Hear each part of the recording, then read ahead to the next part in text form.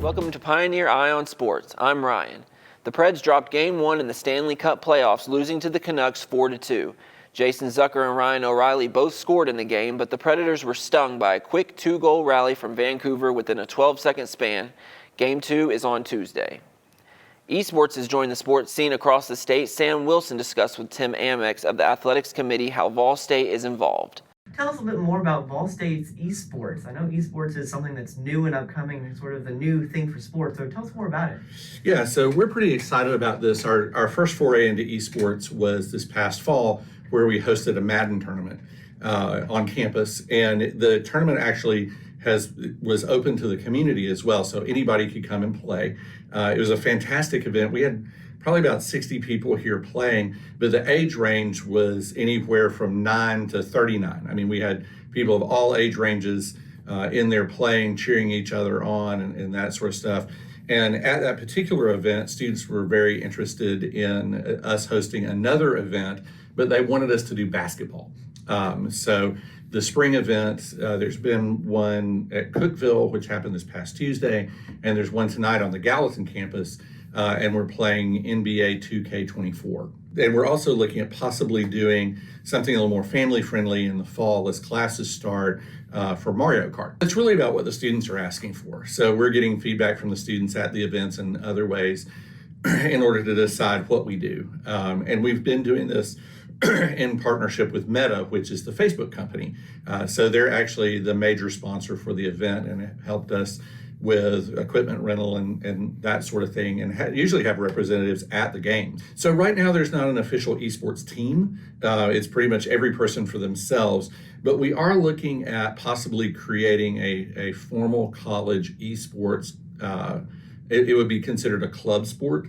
Esports is something that's up and coming on a lot of college campuses around the country. The Junior College Athletic Association we're a member of actually is recognizing esports, and there's some advantages to it. For example, right now, I'm sure you're aware that our physical sports are located on the Gallatin campus, and so all of our athletes have to be here, but we have other campuses in Springfield, Cookeville, and Livingston. Esports would allow us to set up an esports room in different locations so that students at our other campuses could actively participate. Another advantage of esports as a collegiate sport is right now all of our athletics are limited to students that are 18 years old or older, but esports does not have the 18-year-old age limitation. So some of our younger students could also participate in the esports games. So we really hope to do that. And so some of our esports activities are us looking to the future for the possibility of having a formal esports team that would be Pioneer Esports. Great. Well, thank you for your time, Tim. This is very helpful. Hopefully we can see more of a Pioneer esports team in the future.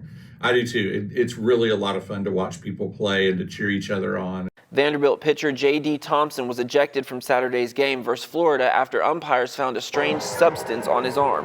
Getting ready to begin the fourth inning, Thompson instinctively bounced a rosin bag on his arm, which grabbed the umpire's attention. After investigation, the umpires came to a conclusion that the rosin applied was giving Thompson an edge and ejected him from the game.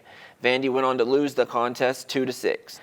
Number 3 ranked Tennessee beats number 5 ranked Kentucky 9-4 over the weekend to even out the SEC series. Dylan Drayling had 2 of the 5 home runs hit by Tennessee in the top 5 matchup. UT lost the opener on Friday 5-3 and will face off again Sunday at Kentucky for the tiebreaker. Vol State Pioneers are back on track, defeating Jackson State over the weekend 8-4 in the first game. Cannon Lewis had 3 RBIs and Connor Paul had 2 in the matchup. The Pioneers blanked Jackson State 4-0 in the second game of the series, with Caleb Pico and Noah Ward the winning pitchers. Finally, the MTSU Blue Raiders lost the series finale to Sam Houston on Sunday 3-2 at Don Sanders Stadium. The Blue Raiders only had 2 runs coming in the fourth inning on a couple of 2-out RBI singles, while the Bearcats scored runs in the second, fourth, and sixth inning, the go-ahead run coming in the sixth.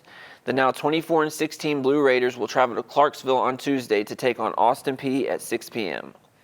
That wraps up this edition of Pioneer Eye on Sports. I'm Ryan. Thanks for watching.